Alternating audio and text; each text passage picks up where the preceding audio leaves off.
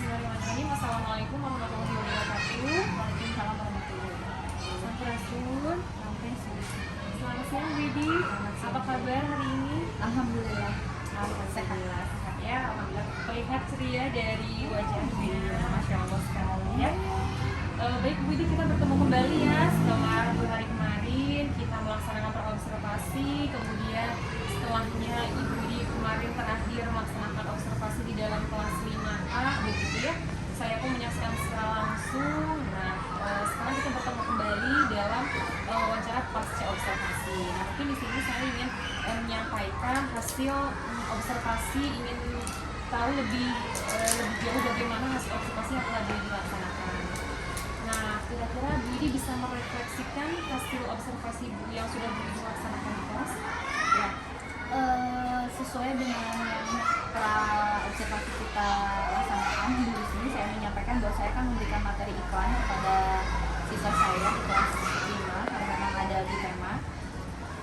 Refleksinya itu saya merasa puas karena memang tujuan dari pembelajaran yang sudah saya diskusikan dulu dengan anak-anak sebelum pembelajaran, bahwa kalau ibu ngajarin iklan, kira-kira kalian nanti jadi gimana? Oh, jadi tahu Bu cara membuat iklan. Dan yang pas itu mereka mampu membuat iklan dengan braille mereka sendiri. Dan alhamdulillah kemarin ketika materi itu setiap kelompok itu mampu membuat iklan dengan brand yang akan mereka ciptakan gitu kan. Seolah-olah mereka membuat sebuah usaha, lalu mereka membuat iklan untuk usaha mereka gitu kan. Dan yang paling membuat saya senang itu mereka kreativitasnya muncul, ada slogan-slogan yang memang sepertinya mudah diingat karena memang ciri-ciri iklan itu seperti itu ya, bahasanya tidak terlalu panjang tetapi menarik dan mudah diingat agar bisa menarik konsumen.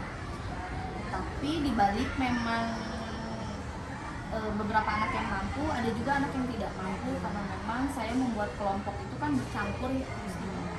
Ada siswa yang memang cepat tanggap di kelas, dan ada siswa yang memang kurang cepat tanggap. Itu dan saya satukan menjadi satu kelompok.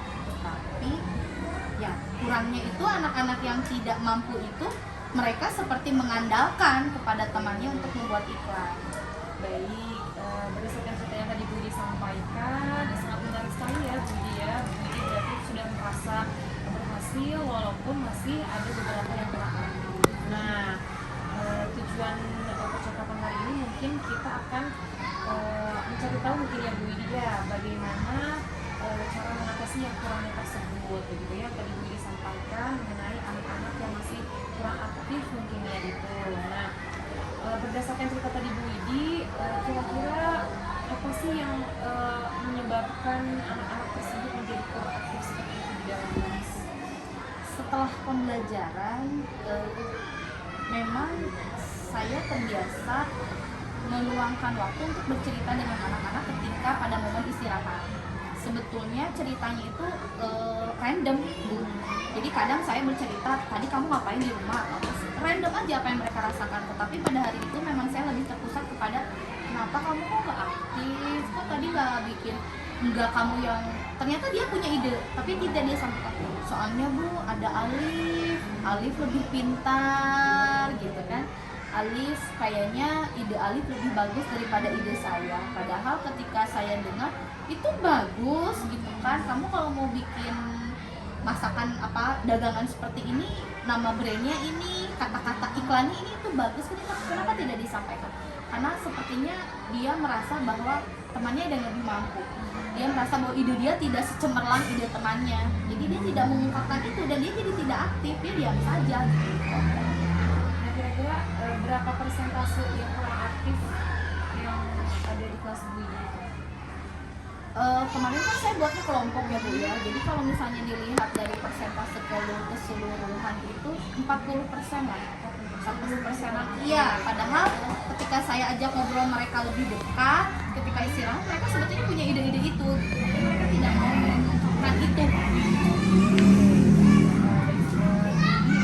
Kira-kira Bu Widi tuh ingin, kalau kita berbicara level nih ya, level tingkat keaktifan atau kekreativitasan anak itu Bu Widi sekarang itu kira-kira anak berada di level berapa?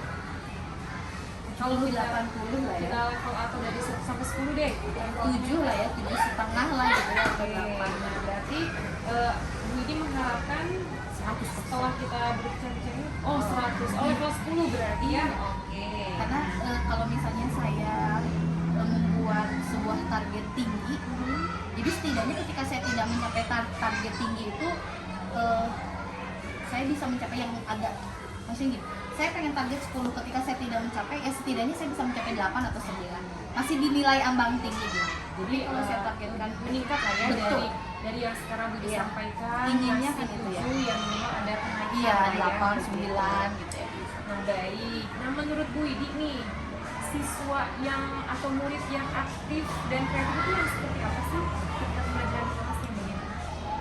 Murid yang aktif itu, saya katakan aktif ketika dia mampu mengungkapkan apa yang ada di pikirannya dia. Misalnya nih, ketika saya bertanya, entah itu jawabannya benar, entah itu jawabannya salah, ketika dia mampu menjawab atau dia mau menyampaikan apa yang ada dalam isi pikirannya, saya katakan aktif. Jadi saya tidak cenderung kepada jawaban kamu salah, tapi dia selalu menjawab sebetulnya anak itu, tapi jawabannya selalu saya katakan itu tetap aktif. Karena memang ada anak yang sudah bisa menjawab tapi dia tidak mau mengungkapkan, padahal jawabannya benar, saya katakan itu tidak aktif. Karena memang sebetulnya aktif tidak aktif itu kan tidak dilihat daripada benar atau tidak jawabannya dia. Ketika anak cenderung berani untuk menjawab, berarti otaknya juga sedang berputar, kreativitasnya sedang diasah untuk menyampaikan itu. Lalu kreativitas juga saya tidak melulu cenderung hanya kepada kayak kamu bisa membuat sebuah iklan dengan wah hebat banget gambarnya. Saya tidak melihat kepada itu. Ketika dia mau berpikir bahwa saya kayaknya mau bikin iklan ini deh, Bu, comering gitu, karena mamanya jago bisa bikin comering, jadi saya mau pakai kata-katanya gini deh, Bu. Mereka juga sudah berkreativitas. Baik, menarik sekali ya.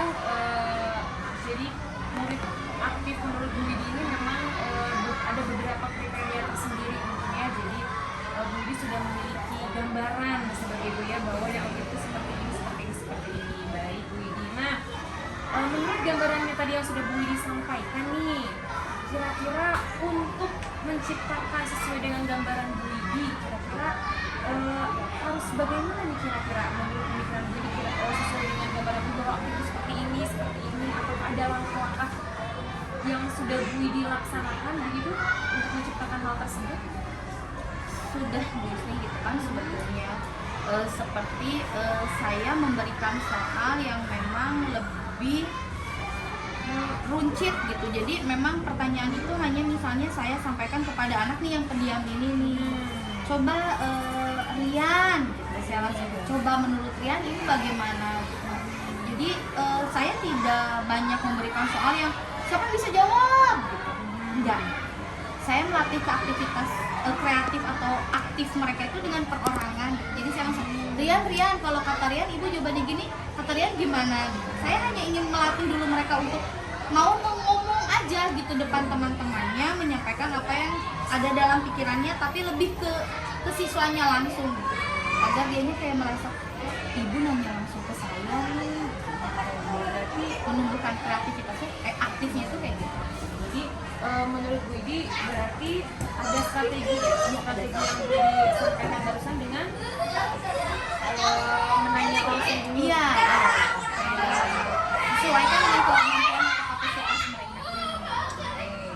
Nah berarti Bu Widi sudah punya nih strategi-strateginya nih ya, bahwasannya harus istilahnya bertanya dulu, memancing mungkin dengan pertanyaan seperti itu. Nah kira-kira seberapa yakin ya rencana atau strategi Bu Widi ini, apakah ada yang strategi lain gitu yang lebih bisa menambah gitu keaktifan?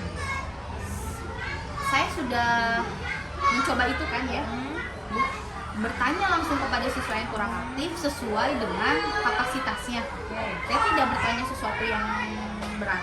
Lalu saya juga mencoba ketika membuat kelompok, ternyata saya salah ketika harus mencampur anak yang pintar dengan anak yang kurang pintar. Enggak ya, bahasanya salah ya. Dengan anak yang cepat tanggap dengan anak yang kurang cepat tanggap, atau dengan anak yang aktif dengan anak yang tidak aktif. Ternyata anak yang tidak aktif cenderung merasa malu ketika mereka bergabung dengan anak-anak yang lebih cepat tanggap. Mereka tidak mau mengungkapkan apa yang ada dalam pikiran mereka karena merasa bahwa kayaknya jawaban Vika deh Bu yang paling benar gitu. Jadi saya pun mencoba membuat kelompok dengan sesuai sesuai kemampuannya gitu kan. Contoh seperti beberapa siswa yang kurang videonya itu kurang cepet, saya satukan mereka dengan temannya yang memang mereka juga merasa nyaman. Ternyata ketika mereka sudah disatukan dengan temannya yang itu gitu, tidak ada temannya yang memang bukan circle kali ya kata bahasa anak-anak sekarang itu, mereka cenderung lebih aktif mengungkapkan, jadi kayak nyambung sama temennya. Oh ya, kalau kata aku mah gini Bu, kata aku mah gini Bu gitu ya. Jadi memang saya ingin mengelompokkan mereka sesuai dengan kapasitas kemampuan mereka gitu. Karena memang siswa itu kan kadang tuh di kelas itu kayak gabung sama ini, ternyata dari segi akademisnya itu sama mereka. Anak yang bergabung yang bermain itu akademisnya sama. Ini anak yang bergabung di sini ternyata anak yang 1, 2, 3, 4, 5 gitu ya.